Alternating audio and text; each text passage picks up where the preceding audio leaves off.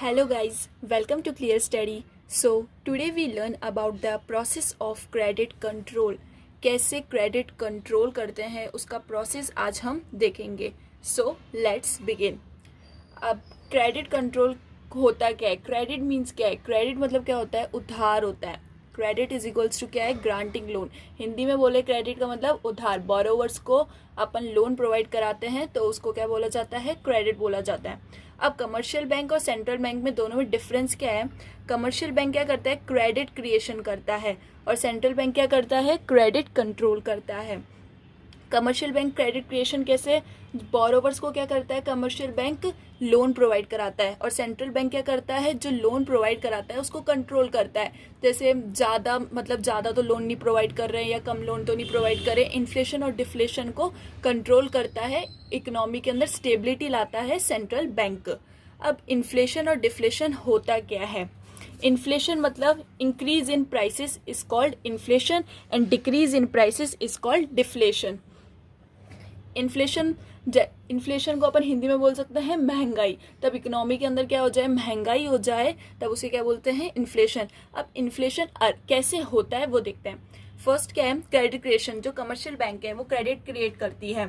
तो credit create करती है तो मतलब क्या करती है? वो लोन से ना बहुत ज़्यादा प्रोवाइड कराती है बोरोवर्स को. लोन सब क्या हो गए? ज़्यादा इंक्रीज हो गए. अपन ने लोन ज़्यादा प्रोवाइड करा दिए तो सप्लाई, जो मनी की सप्लाई है वो इकोनॉमी के अंदर क्या हो जाएगी? इंक्रीज हो जाएगी. मनी सप्लाई क्या हो जाएगा? इंक्रीज हो जाएगा. फिर लिक्विडिटी भी इंक्रीज हो जाएगा. अब लिक्विडिटी क्या होता है? जो इजीली कैश में कन्वर्ट हो जाए उसे क्या कहते हैं? लिक्विडिटी कहते हैं. तो लिक्विडिटी भी क्या हो गई? इंक्रीज हो गई. अगर कैश इकोनॉमी के अंदर ज़्यादा इंक्रीज हो गया तो अपन हर चीज़ की क्या करने लग जाएंगे? डिमांड करने लग जाएंगे. तो अपनी डिमांड भी क्या हो जाएगी? इंक्रीज हो जाएगी. तब डिमांड इंक्रीज होती है तब प्राइस भी ऑटोमेटिकली इंक्रीज होती है. तो increase in prices is called inflation. ऐसे इन्फ्लेशन होता है. ऐसे ही अपनी इकोनॉमी के अंदर महंगाई बढ़ती है. और इसका अपोजिट प्रोसेस क्या होएगा? डिफ्लेशन. डिफ्लेशन कैसे? अगर कमर्शियल बैंक लोन थोड़ा कम प्रोवाइड करे, बिल्कुल कम प्रोवाइड करा दे, और फिर क्या हो जाएगा? अगर लोन कम प्रोवाइड कराएगा कमर्शियल बैंक तो इकोनॉमी के अंदर मनी की सप्लाई क्या हो जाएगी? कम हो जाएगी. लिक्विडिटी भी कम हो जाएगा. फिर डिमांड भी कम हो जाएगी. डिमांड कम होने से डिक्रीज इन प्राइसेस और decrease in prices is called deflation. ऐसे होता है. इन्फ्लेशन और डिफ्लेशन में डिफरेंस ऐसे क्रिएट होता है. अब इसको कौन कौन से मेजर्स होते हैं टू कंट्रोल द क्रेडिट? क्या मेजर्स कर सकते हैं कि इन्फ्लेशन कंट्रोल करे या डिफ्लेशन कंट्रोल करे? कौन से मेजर्स हैं? फर्स्ट तो क्या है? क्वांटिटेटिव मेथड एंड सेकंड क्या है? Qualitative method. क्वांटिटेटिव मेथड के अंदर 4 है. Bank rate, open market operation, third है कैश रिजर्व रेशियो और फोर्थ है statutory liquidity ratio. Qualitative method के अंदर क्या है? फर्स्ट है मॉडल सीजन, सेकंड है डायरेक्ट एक्शन, थर्ड है सेलेक्टिव क्रेडिट कंट्रोल. ये अलग अलग मेथड्स हैं. अब वो अपन सीक्वेंस वाइज पढ़ते हैं. फर्स्ट पढ़ते हैं अपन क्वांटिटेटिव मेथड. क्वांटिटेटिव मेथड के अंदर क्या है? First bank rate. अब बैंक रेट क्या होता है? It is the rate at which the central bank lends funds to commercial bank against approval, security और bill of exchange. इसका मतलब क्या हुआ? जो कमर्शियल बैंक है, अब कमर्शियल बैंक इतना फंड रेज नहीं कर पाती है खुद के डिपॉजिट से, तो वो क्या करती है? सेंट्रल बैंक से लोन लेती है. तो सेंट्रल बैंक अगर लोन देगा तो वो इंटरेस्ट चार्ज करेगा. अब वो उस जो इंटरेस्ट की जो रेट होती है उसको क्या बोला जाता है? बैंक रेट बोला जाता है. क्या बोला जाता है? Bank rate. इसका मतलब यही है, it is the rate at which the central bank lends funds to commercial bank. ये वो रेट है जिसमें सेंट्रल बैंक क्या करता है? कमर्शियल बैंक को लोन देता है. किसके बेसिस पे? तब लोन क्या या तो commercial bank bill of exchange दे दे या कोई सिक्योरिटी दे दे, उसे बोला जाता है बैंक रेट. अब बैंक रेट. अब in case of inflation, inflation मतलब इंक्रीज इन प्राइसेस, तब क्या हो रखा हो? महंगाई हो रखी हो. तब बैंक रेट कैसी हो जानी चाहिए? बैंक रेट अपन को इंक्रीज करनी चाहिए, डिक्रीज करनी चाहिए, वो देखते हैं. Bank rate is increased which increase the rate of interest. अगर अपन ने बैंक रेट क्या कर दी? बढ़ा दी, इंक्रीज कर दी, तो क्या होएगा? इससे रेट ऑफ इंटरेस्ट क्या हो जाएगा? इंक्रीज हो जाएगा. तो कमर्शियल बैंक फिर उसको लेना पसंद नहीं करेगा. अगर किसी भी अपन कहीं से भी लोन लेंगे जिसका रेट ऑफ इंटरेस्ट क्या होगा? ज़्यादा होगा, तो अपन उसको लेना बिल्कुल पसंद नहीं करेंगे. तो ऐसे ही कमर्शियल बैंक भी क्या करेगा? लेना बिल्कुल पसंद नहीं करेगा. तो फिर क्या कमर्शियल बैंक लेना पसंद नहीं करेगा, तो फिर कमर्शियल बैंक आगे भी लोन नहीं प्रोवाइड करा पाएगा, बिल्कुल नहीं करा पाएगा ना, आगे भी नहीं करा पाएगा, तो आगे नहीं करा पाएगा जिससे क्या होएगा, फिर मनी की सप्लाई भी कम हो जाएगी, मनी की सप्लाई कम होएगी तो डिमांड कम होएगी, डिमांड कम होएगी तो प्राइस कम होएगी, और प्राइस कम हो जाएगी तो इकोनॉमी वापस से स्टेबल हो जाएगी। इसके अंदर ये दे रखा है, it makes the credit costlier, credit क्या हो जाएगा, कॉस्टलियर हो जाएगा, और demand for credit reduces, demand क्या हो जाएगी, कम हो जाएगी, कोई लेना पसंद नहीं करेगा क्योंकि इंटरेस्ट क्या हो जाएगा, बहुत ज़्यादा हो जाएगा, तो कोई लेना वैसे भी पसंद नहीं करेगा। Less money goes to the economy, फिर मनी इतनी फ्लो नहीं होएगी इकोनॉमी में, जितनी होनी चाहिए उतनी ही होएगी। It will result in fall in AD and excess demand, फिर उससे क्या हो जाएगा, बिल्कुल स्टेबल हो जाएगा। तब ये किसके अंदर होएगा, इन केस ऑफ इन्फ्लेशन के अंदर होएगा। अब डिफ्लेशन के अंदर क्या होता है, डिफ्लेशन मतलब बिल्कुल सस्ती वाला, कुछ भी नहीं, मतलब डिक्रीज इन प्राइसेस हो रखी है, तो उसके अंदर क्या होएगा, बैंक रेट क्या हो जाएगी, डिक्रीज हो जाएगी। जैसे कोविड अभी सिचुएशन चल रही है, तो इस हिसाब से है ना, क्या हो रखा है, अभी अपने डिफ्लेशन हो रखा है, हर जगह ऐसा हो रखा है, तो बैंक रेट क्या हो रखी है, डिक्रीज हो रखी है, डिक्रीज हो रखी है, तो विच decreases the rate of interest, मतलब क्या हो जाएगा, फिर जो सेंट्रल बैंक है वो अपनी रेट ऑफ इंटरेस्ट क्या है, बिल्कुल कम कर रखी है। अब अपन कहीं से भी लोन लेंगे जहां अपन को रेट ऑफ इंटरेस्ट क्या है, कम मिल रहा है, मतलब उसकी रेट ऑफ इंटरेस्ट क्या है, बहुत कम है, तो अपन लोन लेना भी पसंद करेंगे, लोन लेना पसंद करेंगे। वैसे ही कमर्शियल बैंक भी लोन लेना पसंद करता है, लोन लेना पसंद करता है, तो फिर वो आगे लोन देता है बोरोवर्स को, और बोरोवर्स भी लोन लेते हैं, तो उससे क्या होएगा, लोन लिया बोरोवर्स ने फिर इन्वेस्टमेंट कंजप्शन किया, उससे क्या हुआ, डिमांड इंक्रीज हुई, मनी बहुत ज़्यादा फ्लो होने लग गई इकोनॉमी के अंदर, और वापस से इकोनॉमी क्या हो गई, स्टेबल हो गई। Bank rate is decreased which decrease the rate of interest, it makes the credit cheaper, demand for credit increases, demand क्या होने लगी क्रेडिट की, इंक्रीज होने लग गई, और more money goes to the economy, it will result in increase in AD and deficient demand, फिर वापस से क्या हो गया, स्टेबल हो गया। बैंक रेट का हमेशा अपन को याद रखना है, इन्फ्लेशन के टाइम में क्या हो जाएगा, बैंक रेट जो कमर्शियल बैंक वो सेंट्रल बैंक है वो अपनी रेट क्या कर देगा, इंक्रीज कर देगा, और डिफ्लेशन के टाइम में क्या कर देगा, डिक्रीज कर देगा। ये होता है बैंक रेट के बारे में। अब नेक्स्ट आता है ओपन मार्केट ऑपरेशन।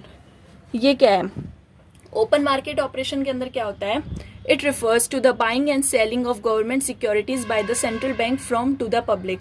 इसका मतलब क्या हुआ, जो सेंट्रल बैंक है, सेंट्रल बैंक के पास में गवर्नमेंट की सिक्योरिटीज का होता है, तो सेंट्रल बैंक क्या करता है, गवर्नमेंट की जो भी सिक्योरिटीज होता है उसको बाय भी कर सकता है और उसको सेल भी कर सकता है, ये सेंट्रल बैंक के पास में अथॉरिटी होती है।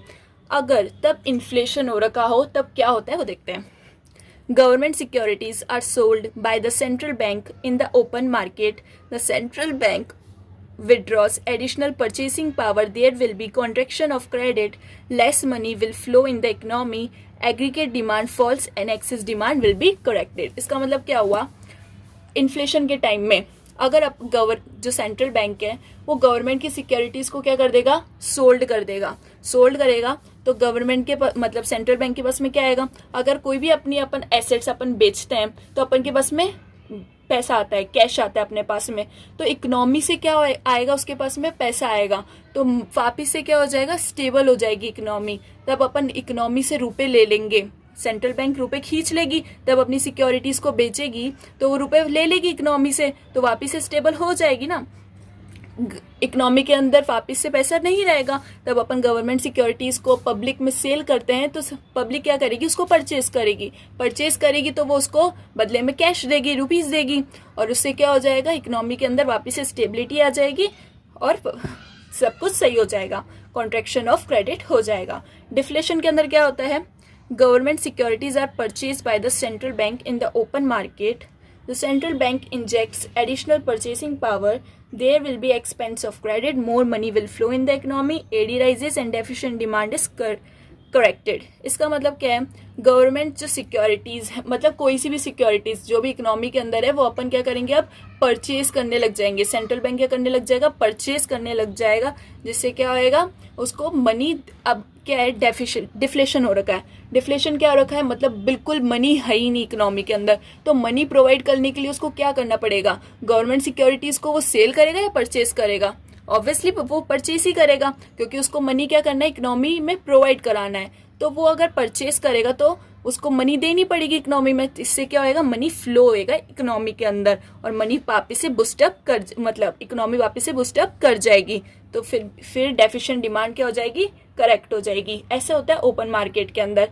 अगर इन्फ्लेशन हो रखा हो तो गवर्नमेंट सिक्योरिटीज़ को सोल्ड किया जाता है, और डिफ्लेशन हो रखा हो तो गवर्नमेंट सिक्योरिटीज़ को क्या किया जाता है, परचेज किया जाता है। ये ऐसा सेंट्रल बैंक करती है। नेक्स्ट क्या आता है, legal reserve requirement, CRR, cash reserve ratio. सुना होगा, मैंने बताया था मेरी पिछली वीडियो के अंदर CRR क्या होता है। CRR वो पार्ट होता है जो कमर्शियल बैंक, मतलब जो सेंट्रल बैंक है वो रखती है कमर्शियल बैंक का part. It refers to the minimum number of deposit that every bank is required to keep with central bank as cash। मतलब जो भी कमर्शियल बैंक के पास में जो जितने भी टोटल डिपॉजिट होता है उसका कुछ परसेंट अपन सेंट्रल बैंक को देते हैं, उसे बोलते हैं कैश रिजर्व रेशियो। अब सेंट्रल बैंक डिसाइड करेगा कि मुझे CRR कितना चाहिए, कितना परसेंट चाहिए। अगर इन्फ्लेशन होएगा, आप खुद ही दिमाग लगाओ, अगर इन्फ्लेशन अगर ज़्यादा मतलब इकोनॉमी में मनी फ्लो हो रही है तो अपन CRR वो इंक्रीज करेगा, डिक्रीज करेगा, इंक्रीज ही करेगा। क्यों करेगा, वो क्या करेगा, कमर्शियल बैंक से ज़्यादा परसेंट ले लेगा डिपॉजिट का, तो फिर क्या करेगा, कमर्शियल बैंक के पास इतना मनी रहेगा ही नहीं, तो कमर्शियल बैंक आगे बोरोवर्स को दे ही नहीं पाएगा, तो उससे क्या होएगा, लेस मनी फ्लो होने लग जाएगा। यही दे रखा है। इन case of inflation CRR is increased to control excess demand. The central bank withdraws additional purchasing power. There will be contraction of credit. Less money will flow in the economy. AD falls and excess demand is corrected. तो मतलब क्या हुआ, CRR क्या कर देंगे अपन, increase कर देंगे in the case of inflation time के अंदर इंक्रीज कर देंगे, और डिफ्लेशन के टाइम पे अपन क्या कर देंगे, डिक्रीज कर देंगे। CRR मतलब जो सेंट्रल बैंक है वो डिक्रीज कर देता है कि मुझे इतना अमाउंट, मुझे इतना परसेंट नहीं चाहिए, मुझे कम ही परसेंट चाहिए। फिर उससे क्या होएगा, कमर्शियल बैंक के पास में खूब डिपॉजिट रहेगा तो वो आगे जाके बोरोवर्स को ज़्यादा रुपए दे पाएगा, और ज़्यादा रुपए दे पाएगा तो मनी भी फ्लो ज़्यादा होएगी। तो CRR is increased to control deficient demand. The central bank injects additional purchasing power. There will be expand of credit. ज़्यादा क्रेडिट प्रोवाइड करेंगे, more money will flow in the economy. AD rises and deficient demand is corrected. ये होता है CRR के अंदर। Inflation के time में increase करना है और डिफ्लेशन के टाइम में डिक्रीज करना है। अब स्टैट्यूटरी लिक्विडिटी रेशियो, ये क्या होता है, ये वो परसेंट होता है, it is the percent of deposit which bank is required to keep with itself. ये कमर्शियल बैंक खुद अपने पास में रखती है एज अ रिजर्व, कि आगे जाके कुछ भी होता है तो ये आगे जाके काम आए। तो इन्फ्लेशन के टाइम में क्या करता है, same in case of CRR, मतलब क्या आएगा, CRR की जैसे ये भी इंक्रीज होएगा इन्फ्लेशन के टाइम में, और डिफ्लेशन के टाइम में ये भी क्या होएगा, डिक्रीज होएगा SLR। ओके, अब मैं आपको एक चार्ट से एक इजीली थ्रू में समझा देती हूँ। क्वांटिटेटिव मेथड है, रेट, रिजर्व और ऑपरेशन। फर्स्ट क्या है, bank rate, repo rate, cash reserve ratio और स्टैट्यूटरी लिक्विडिटी रेशियो। अब ये सारे क्या हो रहे हैं, इंक्रीज हो रहे हैं। मतलब in the case of inflation, मैं बता देती हूँ ये किसका है, इन्फ्लेशन के अंदर है। ये इन्फ्लेशन के टाइम में क्या करना है, अपन को बैंक रेट भी इंक्रीज करनी है, रेपो रेट भी इंक्रीज करनी है। बैंक रेट और रेपो रेट एक ही है। बैंक रेट के अंदर क्या होता है, अपन को सिक्योरिटीज़ की ज़रूरत नहीं पड़ती है, मतलब अपन कमर्शियल बैंक है, वो सिक्योरिटीज़ प्रोवाइड कराने की ज़रूरत नहीं पड़ती है। बट इन रेपो रेट, इसके अंदर सिक्योरिटीज़ प्रोवाइड कराने की ज़रूरत पड़ती है सेंट्रल बैंक को। बस इन दोनों में इतना सा डिफरेंस है और कोई डिफरेंस नहीं है। तो क्या है, ये बैंक रेट, तो बैंक रेट भी इंक्रीज होएगी, रेपो रेट भी इंक्रीज होएगी, कैश रिजर्व रेशियो भी इंक्रीज होएगा, स्टैट्यूटरी लिक्विडिटी रेशियो भी इंक्रीज होएगा in the case of inflation, हमेशा याद रखना है। और ओपन मार्केट के अंदर क्या होएगा, इन्फ्लेशन के अंदर अपन क्या करेंगे, in the case of inflation के अंदर ओपन मार्केट सिस्टम के अंदर अपन इन्फ्लेशन में क्या करेंगे, सोल्ड करेंगे, और डिफ्लेशन के टाइम में अपन क्या करेंगे, बाय करेंगे। बस इतना सा याद रखना है। गाइज मैं आपको लास्ट में यही कहना चाहूँगी, प्लीज़ मेरी वीडियो को लाइक, शेयर एंड सब्सक्राइब कर दीजिए, जिससे आपको मेरी वीडियो की नोटिफिकेशंस मिलते रहे। Thank you everyone.